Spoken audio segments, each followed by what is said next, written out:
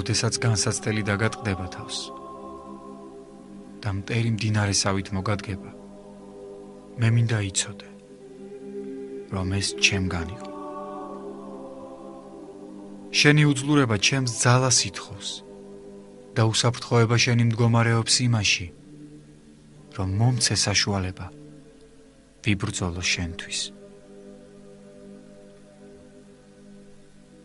თუ შენ იმყოფები მძიმე გარემოებაში, იმ ადამიანებს შორის, რომელთაც არ ესმით შენი, ანგარიშს არ უწევენ იმას, რაც შენს სულს სჭირდება და რომელნიც გთრგუნავენ შენ, გახსოვდეს, ეს ჩემგან იყო.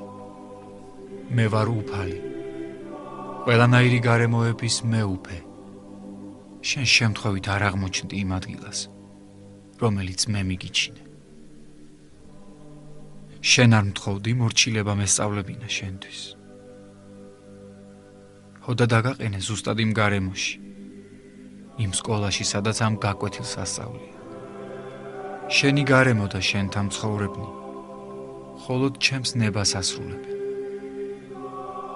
გაჭირვებაში ხარ და თავი ძლივს გაგაქვს. გახსოვდეს ყოველთვის, ეს ჩემგან იყო. ჩემს ხელშია შენი მატერიალური კეთილდღეობა.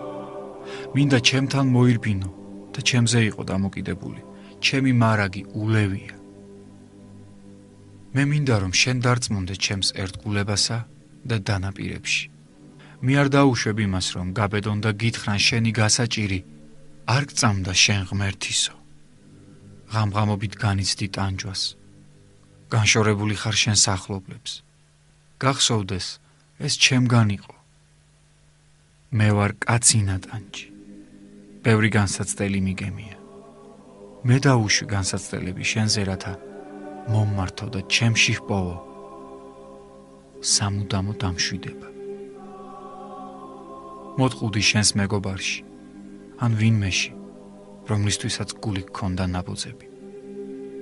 გახსოვდეს, ეს ჩემგან იყო. მე დაუშვი ეს სიმწარე შეგხებოდა, რათა შეგეცნო, რომ უფალია ნამდვილი მეგობარი.